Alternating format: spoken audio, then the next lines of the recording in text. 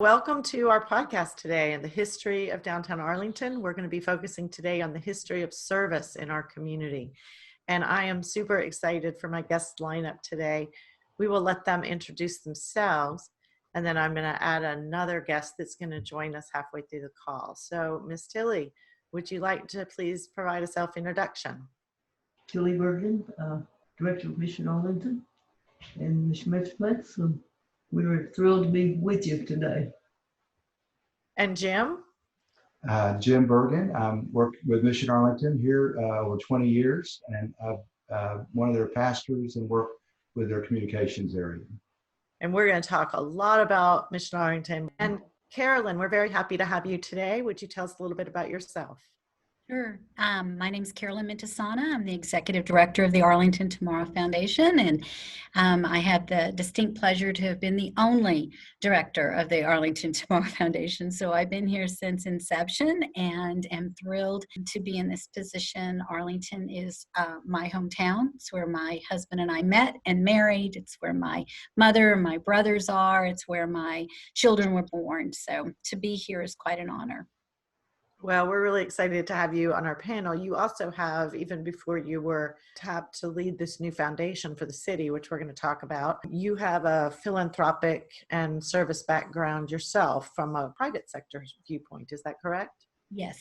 So before I came to the Arlington Tomorrow Foundation, I was the vice president of the Kimberly-Clark Corporate Foundation at their world headquarters in Las Colinas. I was able to do that job for 13 years until Arlington came knocking. And before that, I was with the LTV Corporation, which became Vought, which became Northrop Grumman ultimately, and I was there for 12 years. I ran the community affairs office and worked in political action committee work, and then I started my career right out of UTA at the Grand Prairie Chamber of Commerce.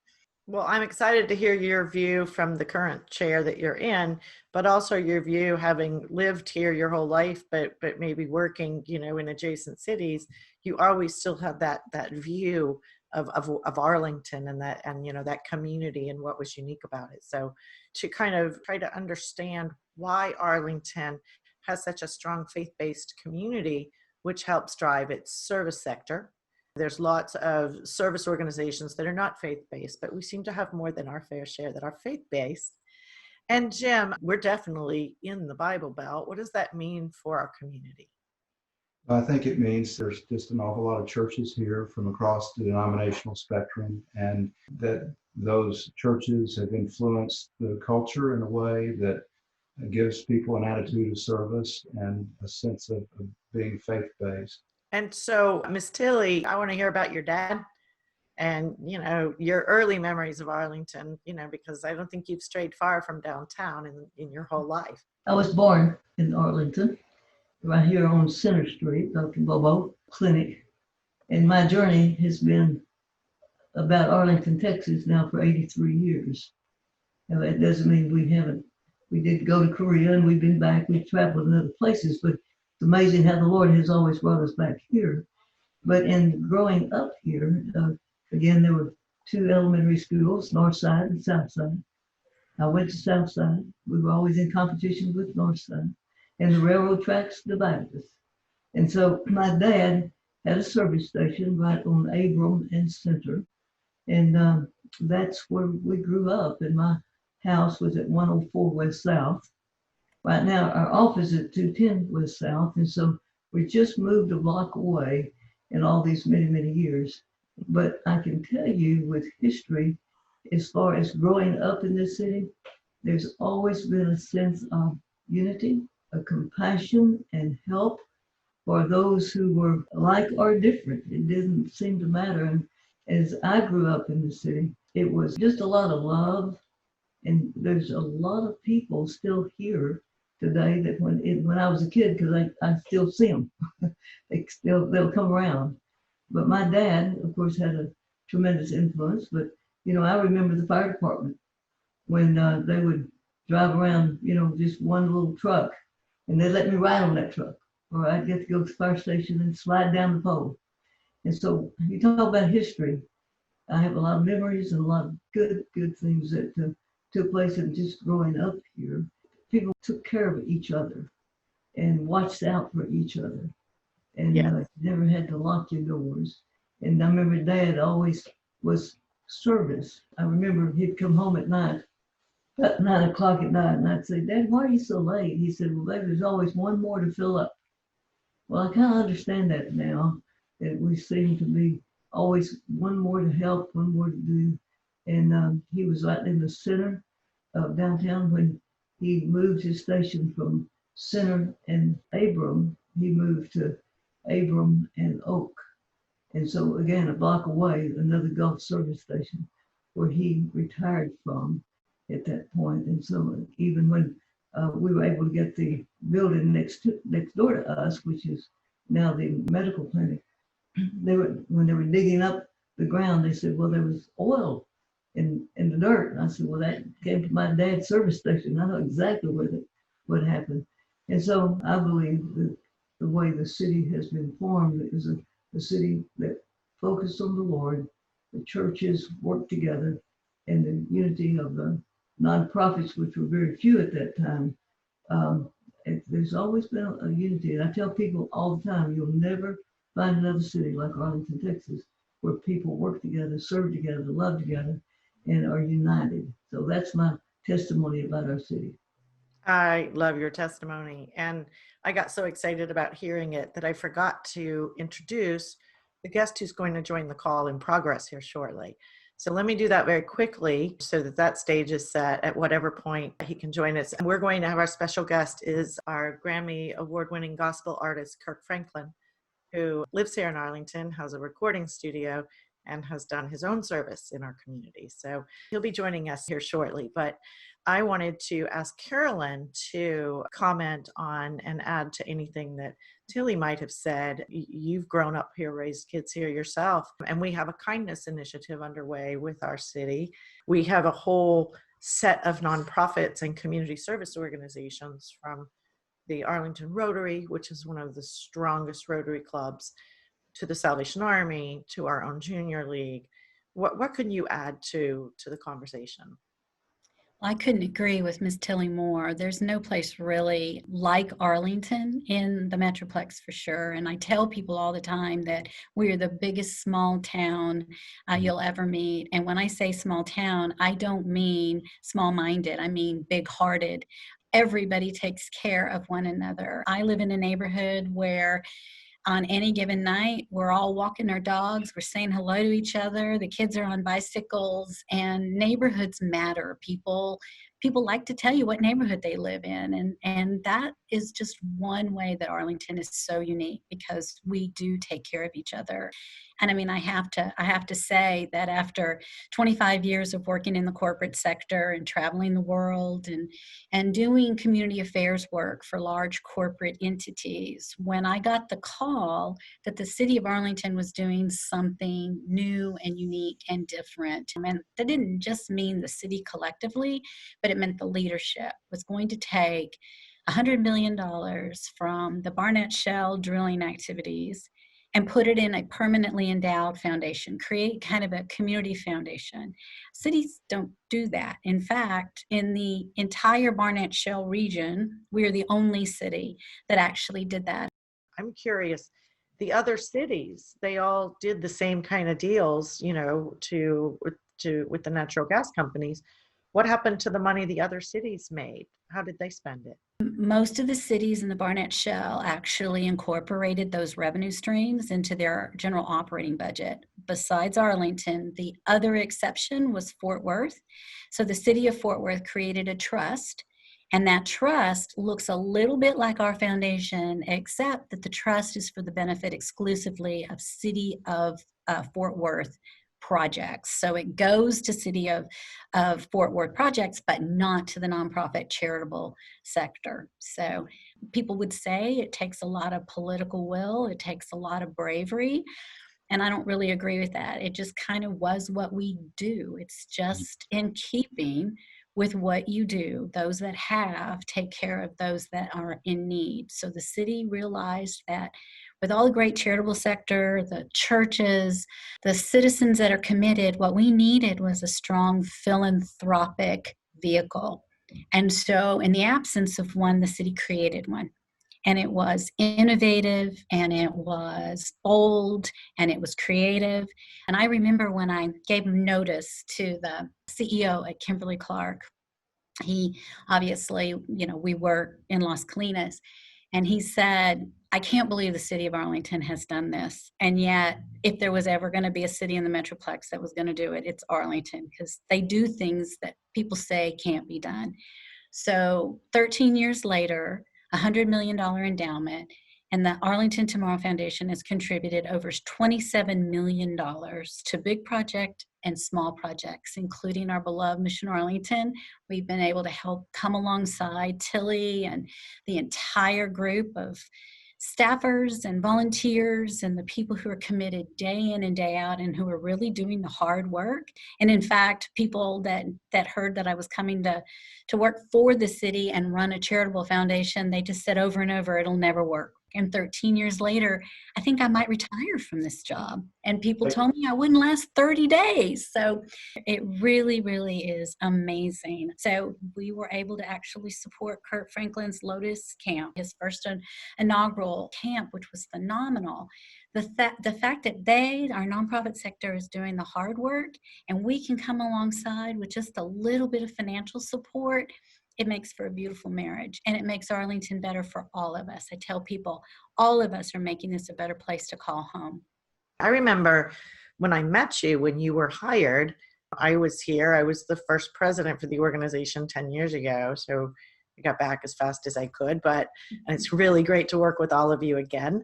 But I met you because we were in the process of chasing funding to build the Founders Plaza and the Levitt Pavilion. And we were on a bit of a deadline. And it's a really good thing and a blessing that we found major funders like the Arlington Tomorrow Foundation to come in.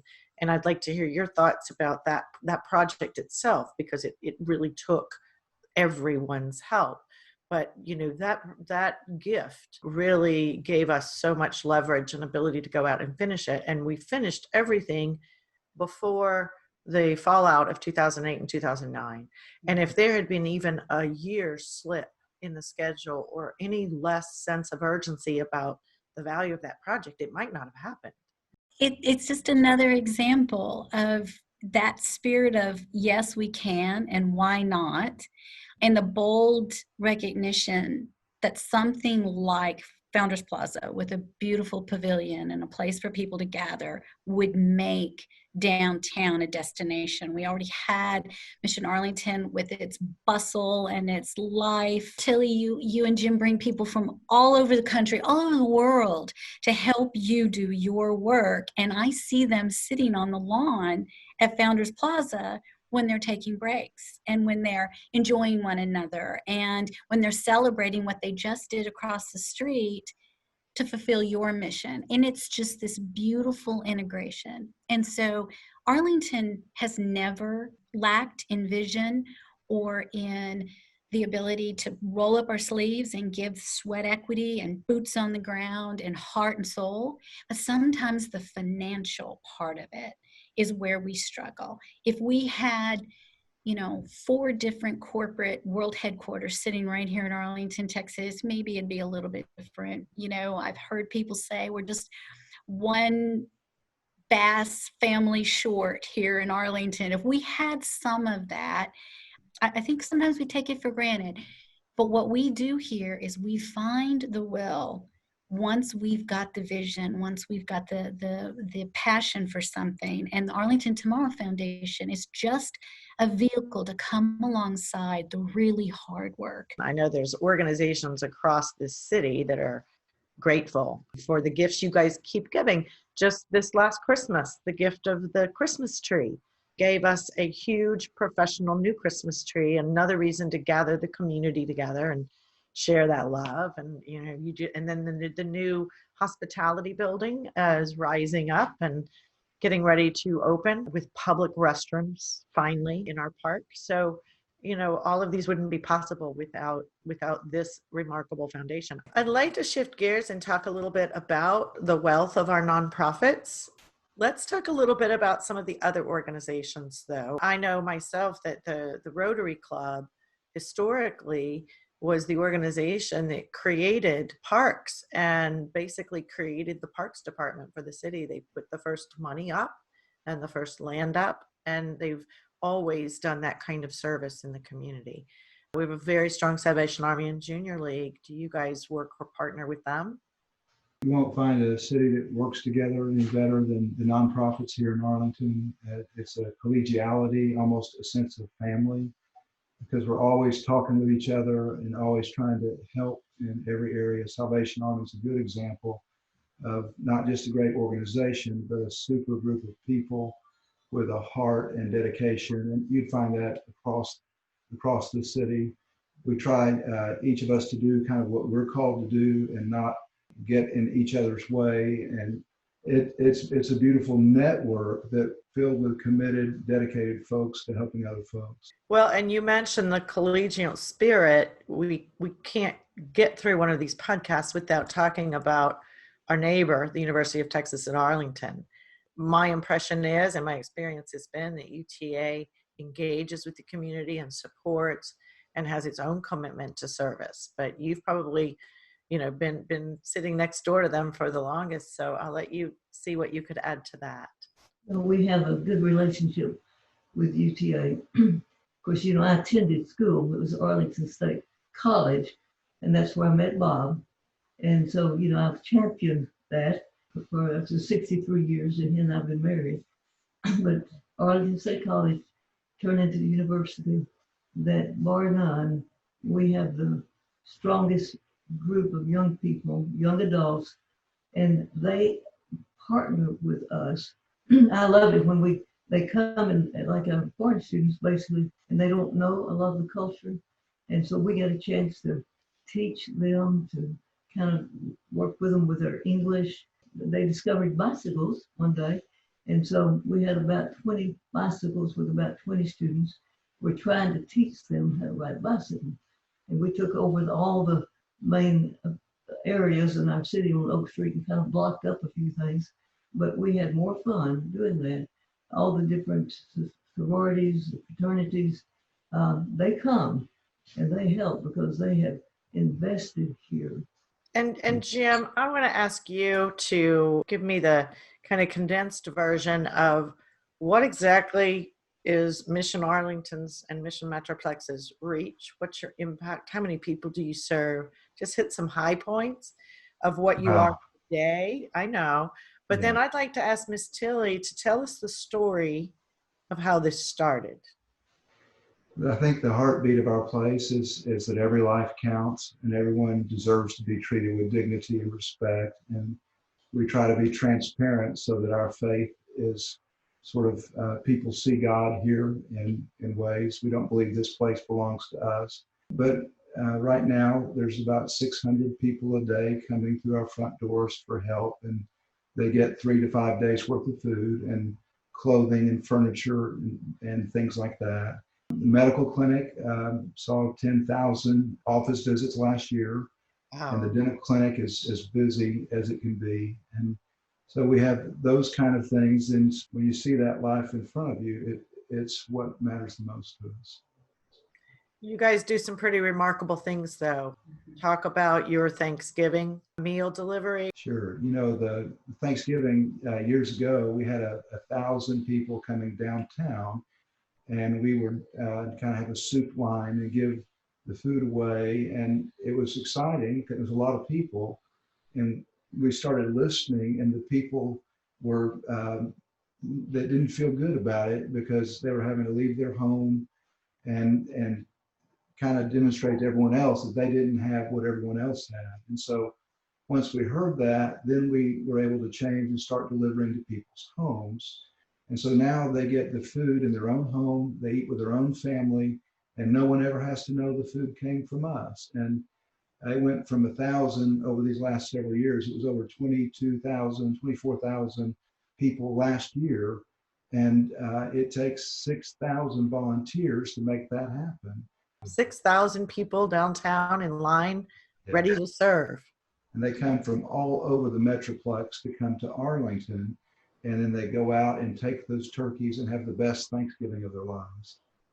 It's pretty remarkable. But Ms. Tillie, my guess is when you started doing your thing, when your family came back from Korea, what was that, 1978?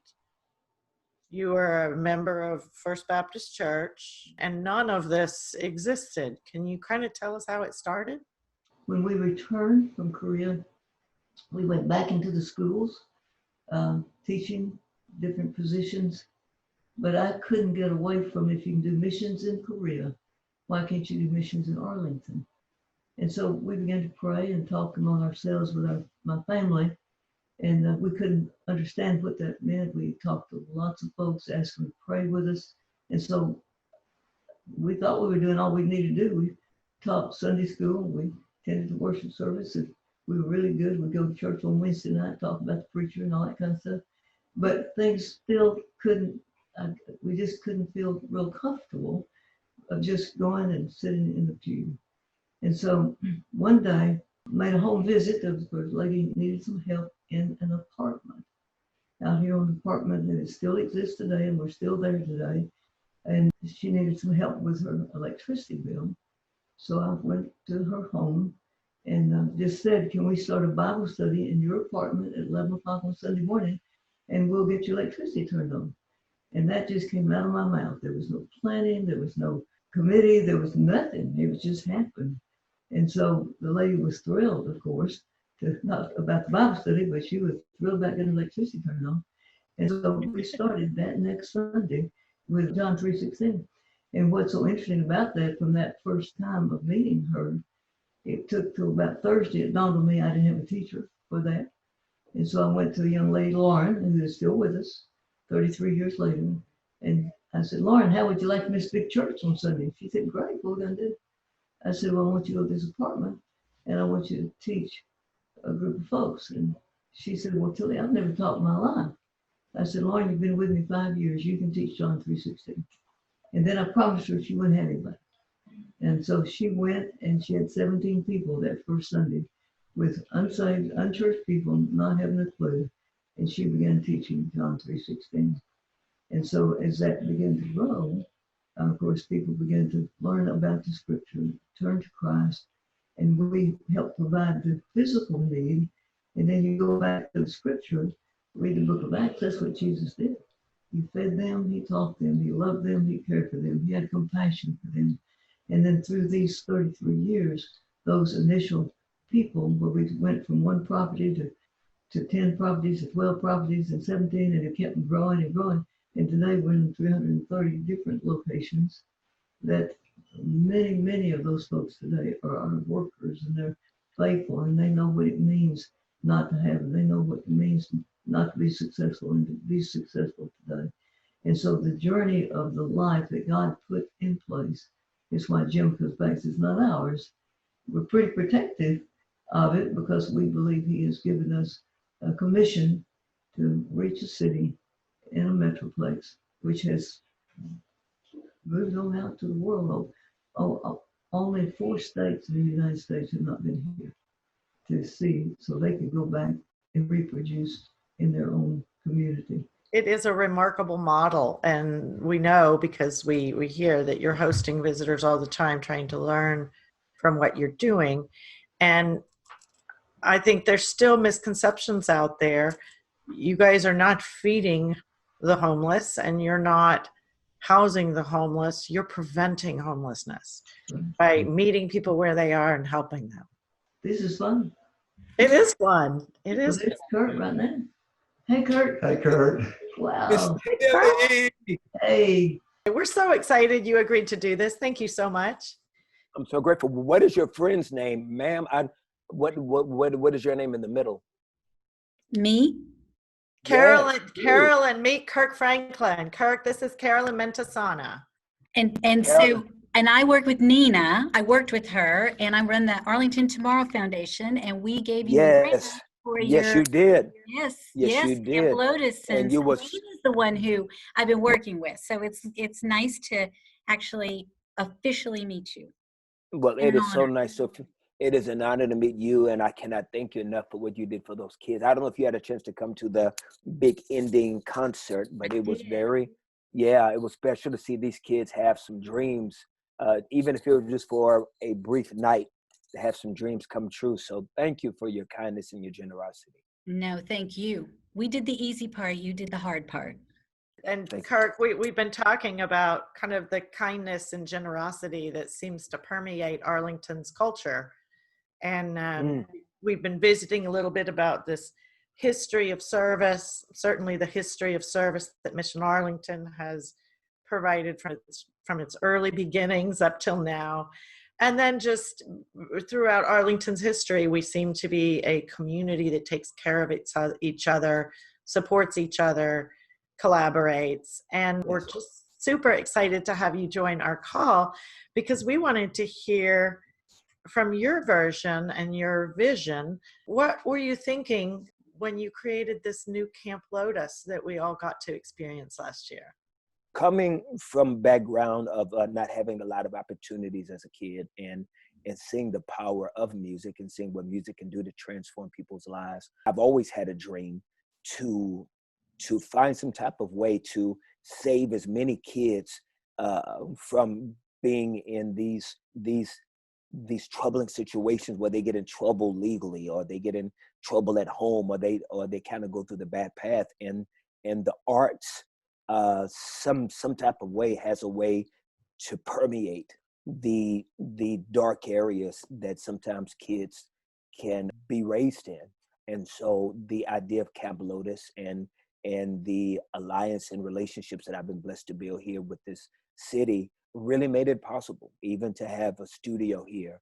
Smack downtown Arlington is far beyond the dreams that I ever had as a kid. I mean, most of it was just wishful thinking. Camp Lotus last year was extremely successful, even in its inaugural year. It was something that was historic for a lot of these young people that we found out to be so extremely talented. And so we plan on finding ways to do it again in the future. I'm quite sure, along with the realities that we face now, we are not able to do it this year, but we are very excited about the feedback of the community and how excited people were, how excited a lot of the teachers and professors and music students at UTA were. And so it was bigger than what I would have ever thought that it would ever be. And so in its first year, that's a big thing to say. So I'm just excited about Arlington being home of Camp Lotus. And so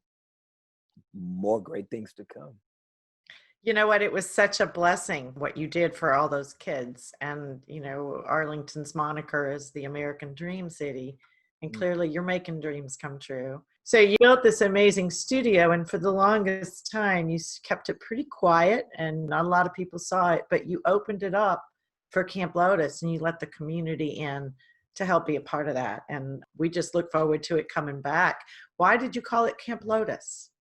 This beautiful flower that grows out of a dirty and dark and murky situations, something that can be so beautiful in the midst of environments that are not always conducive to beauty. And so that's what a lot of these kids come from. That's what my life was, being abandoned, being adopted, not really having hope, not really ever being told that I'd really ever be anything, and had no idea. I mean, literally had no idea that I would be in any type of position to speak with beautiful people like you, or to have a facility like this, or to be able to do music that gives people this vertical hope. And so I've never been one to ever believe past what I could see, because dreaming wasn't an option that I could afford, wasn't something that I had the currency for, I should say. And so to be able to extend that tangible dream to other young people, just no matter their background, I mean, how can you not pay it forward when I've been so extremely blessed with what I've been given? And even a facility like this, it's so, I mean, it's state of the art. It has everything that any dreamer would ever want to tap into. And so these kids were overwhelmed. I was overwhelmed. And so why wouldn't I open it up? It's the right thing to do. To whom much is given, much is required. And so that's why I'm here. That's why beautiful people like Miss Tillie and her associates are here, because she's been given so much. And for years, she's just been on the front line of just doing for the least of these. And so, Now, Kirk, you mentioned that you volunteered there when you first got to Arlington back in the 90s, but I hear rumors that sometimes you show up over there in your sweats and baseball cap. last Christmas, we pulled up our trucks and we got bikes and we took them to apartments and to homes. It's just very important for me, especially in front of my children, for them to be connected to something bigger than themselves. It's necessary. I want to raise good people. I want to raise young men and women that can be great contributors to society. And so Mission Arlington has given many parents that opportunity to do that. And I think that that's why they are not only historic, but they're also successful, because they have a track record of making sure that there's a level of integrity that goes behind humanity. Miss Tillie and Mission Arlington, they have never made people ever feel like that they were not human just because they may not pull up in a six-figure car, that they are just as meaningful as the person that runs the touchdown at the stadium, that they have just as much value to life. And so she's given value to life, and that matters. Some people are dealing with situations that life didn't always add up to be what they were hoping it was going to be. Some people that just failed in difficult times and lost everything. And I know what it feels like to lose everything. When my mother, the lady that adopted me, passed, I mean, we were low income and had nothing. And I remember being 21 years old and being left with all the tax bills and everything for the house, and had to pawn her lawnmower and different things just to be able to get something to eat. And so it's very important to still want to feel like that you're a human being, even at your lowest. And so Mission Arlington has always done that with great care, with great dignity and great elegance. And that makes me very proud, because I was just only one song away from being in need as well. So salute to her. Kirk, when we met up last summer and I got to see your studio, we were there for Yes. Camp Lotus. There was a TV reporter that was asking you some questions. And I will never forget the words and the uplifting thoughts that you shared. And so grateful that you could join us today, because I really wanted to close our history podcast series and ask you to provide some uplifting words about what we're dealing with right now and how can people come through this and thrive in the future. In this fourth quarter of the score being not in your favor, and you being in the middle of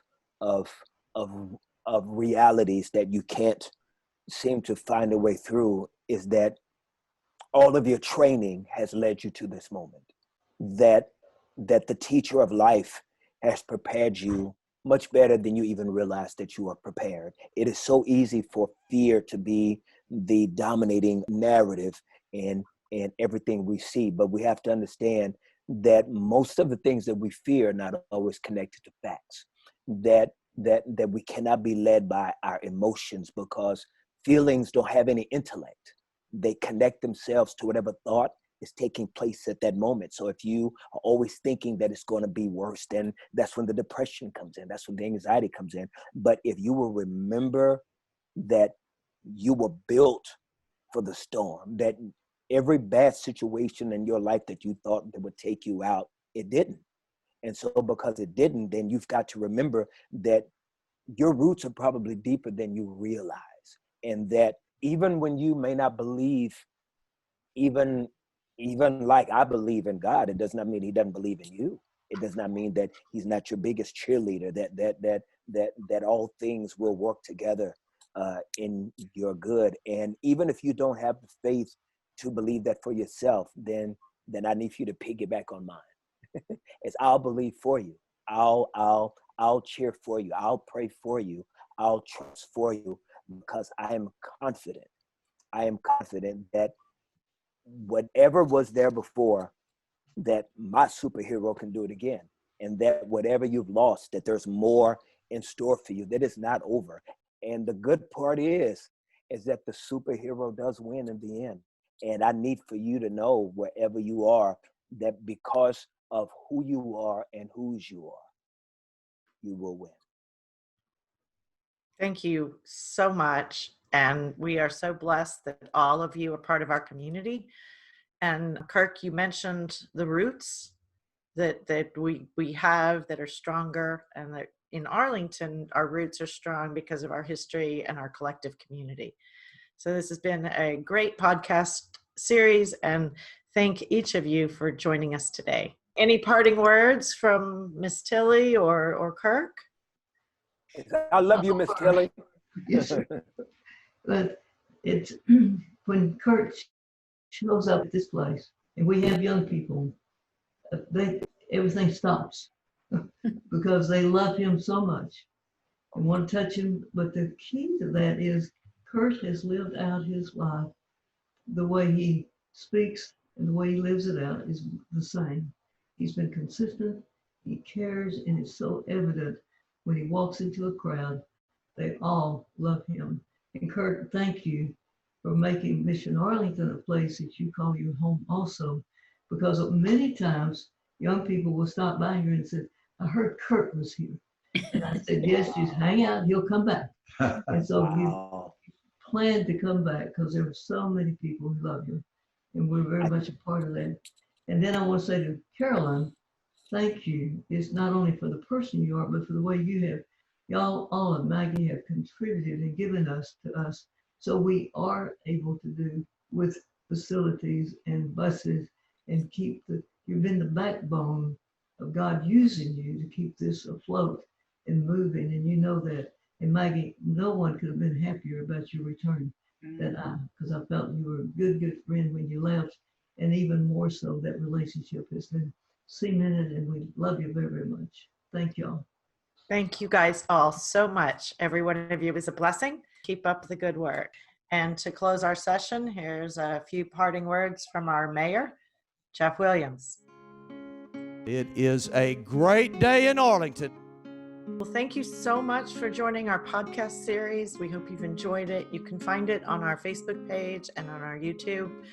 We've enjoyed bringing these stories to life and hearing people's memories and sharing all of the pictures. And we hope that you'll continue to follow our story because it's not over yet. And we appreciate your support for Downtown Arlington.